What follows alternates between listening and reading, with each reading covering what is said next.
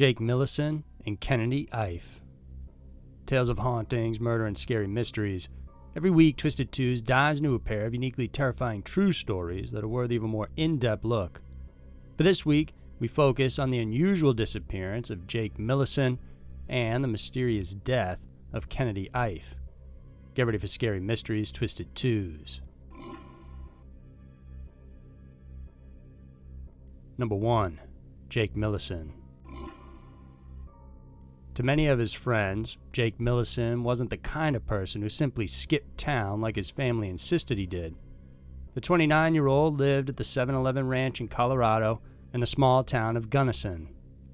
He first lived there with his mother, Deb. Later on, he was joined by his sister, Stephanie, and her husband, Dave Jackson. After Jake and Stephanie's parents divorced when Jake was just 6 years old, his mother remarried Rudy Rudabaugh, a war veteran who bought the 7-Eleven ranch and created a successful hunting business there. Both Jake and Stephanie were homeschooled and helped in handling the ranch. It wasn't until high school that Jake got his first taste of public school. This was also the time when he met and found a solid group of friends. After high school, he stayed at the ranch while his friends moved into apartments around town. Among his friends, Jake was known for being upfront about things and also reliable. When Rudy died in 2009, Stephanie received a $30,000 inheritance, while Jake and his stepbrother Shane, Rudy's son from a first marriage, didn't receive money but were expected to inherit the ranch. Later on, Jake lived and handled all the work needed on the estate, even though he didn't like it and seemed uninterested in inheriting it. For whatever reason, he was unwilling to walk away from the ranch. His mother, Deb, was never happy with how Jake handled the property and often blamed him for its decline. The two are at each other's throats most of the time because of it. In 2012, Stephanie and her husband, Dave, moved back into the ranch. Jake and Steph never got along either, but they mostly just avoided each other. However, there was always obvious friction between Jake and Dave. At one point, Jake filed an order of protection against his brother-in-law. A few days later, he withdrew that application, but the animosity between the two men remained. Steph said it got so bad that they had to rent an apartment in town, which made her furious. She even posted on a website online, moms.com, in 2014, saying her younger brother was ruining her life. She also asked how she could convince her mother that having her son, Jake, there and controlling her and her property was unhealthy. On May 13, 2015, Steph randomly messaged a friend on Facebook posting a question stating, "Have you ever been woken up with such awesome news you wanted to run outside screaming?" Her friend replied, "No more Jake?" By May 20th, 2015, two of Jake's friends visited the ranch looking for him. It had been 5 days since anyone last saw him, and they wondered where he was. His friends, Nate Lopez and Randy Martinez, could see his truck and motorcycles, including his dog Elmo, but Jake was nowhere in sight. They asked his mother, and she told them he had gone to Reno, Nevada to train at a mixed martial arts gym. She added he's not replying to text messages because he dropped his phone in an irrigation ditch and left it behind. Well, they found the explanation odd. Since they knew Jake would never take off without telling anyone, it seemed logical enough. Days passed and still no word from Jake. His friend stopped by the ranch a couple more times, and Deb just said she'll let them know once he's back. A week later, they finally told a patrol sergeant something was off. Gunnison County Patrol Officer Mark Mickle checked, and Deb said Jake took off with a friend she didn't know. She added this wasn't the first time he had vanished, and the officer noted she was irritated. At his friend's insistence, the officer followed up a week later. Deb changed her story this time and told the officer she argued with her son. Soon after, he got equipment, cash, a gun, and got into a car with another person and left for either Nevada or California, she guessed. But Jake's friends couldn't believe her story because to them, she was describing a different person from the Jake that they knew. Despite their pleadings, the officials in Gunnison County didn't think much of Jake suddenly vanishing. The friends took matters into their own hands then and decided to go look for their friend. It wasn't long before little clues began to surface that made them more suspicious of Jake's family. Dave Jackson, Jake's brother-in-law, was seen in town driving Jake's 1976 Harley Sportster, albeit with a new paint job and gas tank. To Jake's friends, they knew Dave was the last person he would ever want riding his bike, let alone allowing him to modify it.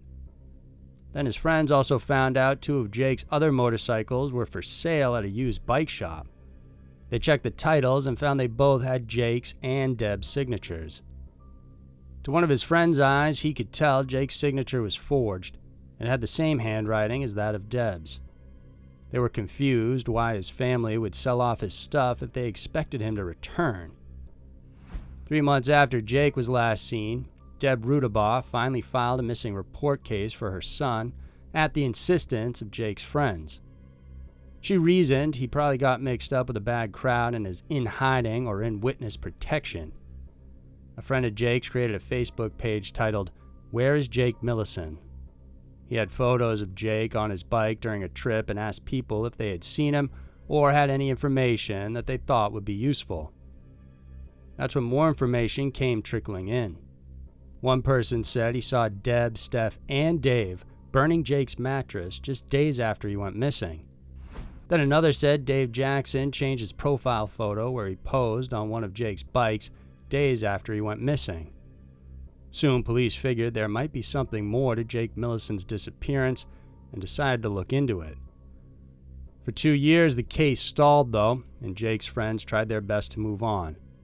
Deep down they felt that he was dead, but without a body and without knowing for sure, they were in limbo.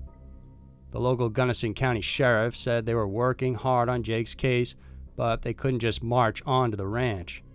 Plus, they only had one investigator for the entire county, which made it difficult to investigate.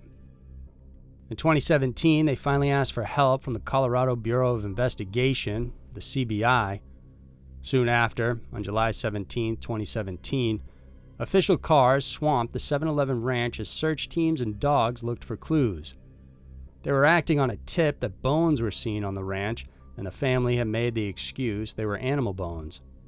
They informed the tipster to also not say anything to anyone. After the official search, officers uncovered a body. It was wrapped in a tarp and buried underneath a manure pile in a corral. It was later confirmed to be that of Jake Millison. Because his body was found on the ranch, investigators knew either Deb, Steph, or Dave were responsible. All 3 were questioned separately several times. Investigators also discovered more possible reasons for the killing. Turns out at one point, Dave favored Jake, but later on, at the egging of Steph, Deb had a change of heart. This was shown in her will when 3 weeks prior to Jake disappearing, she changed it and left everything to Steph. Jake wouldn't receive a single thing. After further questioning, Deb said it was her that killed Jake. That after asking him to do an errand and he left it unfinished, it was the last straw for her. She got home after her nursing shift, waited for her son to sleep, and then grabbed a shotgun and shot him in the head. She then claimed to dispose of the body on her own. To police, this seemed impossible. Deb was a frail woman, weighing just 70 pounds, who had been diagnosed with stage 4 cancer. Then, just days before, she had undergone gallbladder surgery. To think she would be able to carry Jake's body all alone and bury it, even with the aid of equipment, is almost impossible. However, Deb insisted that Steph and Dave had nothing to do with it. For investigators, Deb had nothing to gain by killing her son. Stephanie, however, would inherit the ranch, so she had a motive.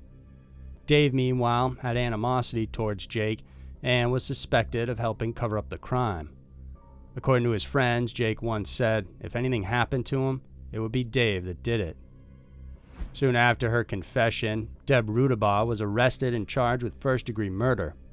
She was arrested a day after her daughter Stephanie was taken in for the same charges. Dave Jackson, Stephanie's husband, was also arrested on charges of being an accessory to murder, and the case is still ongoing. Number 2. Kennedy Ife. It was August of 2016 when 26-year-old Kennedy Ife began acting weird. His family, who were deeply religious, believed Kennedy was possessed by evil spirits, so they decided to cure him. The family, including both parents and 5 other sons, decided to restrain Kennedy inside their Enfield, North London mansion. Apparently, his unusual behavior started on August 19, 2016. According to the family, Kennedy became aggressive and bit his father. For some reason, instead of taking him to the doctors, his mother decided to seek the advice of their minister. The family decided they could cure Kennedy. So for the next 3 days, they proceeded to forcefully restrain him and pray over him. On August 22nd, one of his brothers, Harry, called emergency services asking for an ambulance, saying his brother had been complaining of dehydration. Once emergency personnel got there, they were told Kennedy had been behaving odd for over 3 days, but they never mentioned or claimed he was possessed. They then explained they had to restrain him after he became very agitated. Paramedics tried to save Kennedy by lowering his body temperature and resuscitating him, but he was soon pronounced dead. At least one ambulance staff said he saw the family attempt a resurrection as they stood over Kennedy's body, proclaiming him to return. According to one of the brothers, Kennedy had become aggressive and spoke about the mark of the beast 666 and for God to forgive him. Meanwhile, their mother Josephine said her son was fighting amongst himself. Police were suspicious of Kennedy's death, especially since the pathologist discovered signs he was forcefully restrained. He had over 60 injuries across his body, including one possible bite. His 4 brothers also suffered some minor injuries. On suspicion there was something wrong with his death, prosecutors filed charges against all 7 members of the family for imprisoning and killing Kennedy for a 3-day exorcism. Police searched through the family's home and found a note about the bewitching of an offspring. It outlined sprinkling earth and throwing it on the north, south, east, and west for 4 days. Then it said to expect an encounter. The officers also discovered a bag of black handcuffs, several cable ties, and wristbands which were thrown out into a neighbor's garden on Lancaster Avenue. During the hearing, prosecutors argued that the discovered packets of cable ties reveals the intended duration of the false imprisonment had Kennedy not died. Jurors also heard the family had deep ties to their religious beliefs connected with the Jesus Sanctuary Ministries from southeast London. In fact, during the time of Kennedy's restraint, the family had called and consulted 3 ministers instead of directing him to a hospital. Kennedy was restrained for 67 hours at the home mansion and treated like an animal or detainee, according to prosecutors. His father, Dr. Kennedy Ife, who was 64, also admitted he ordered his sons to take shifts and directed his sons to use overwhelming force. However, he said Kennedy's death had nothing to do with cults or the occult or even secret societies. Despite the suspicion, at the end of the trial, the jurors acquitted the family of manslaughter and false imprisonment charges in what was dubbed by many as a form of exorcism killing. So there were 2 of the most sinister, mysterious stories around. The world can be a crazy place, and Twisted Twos is sure to show you why. If you like this video, then please remember to subscribe to our channel and consider supporting us on Patreon. We have new videos coming out every Wednesday and Saturday for you to check out. Thanks for watching, and we'll see you soon.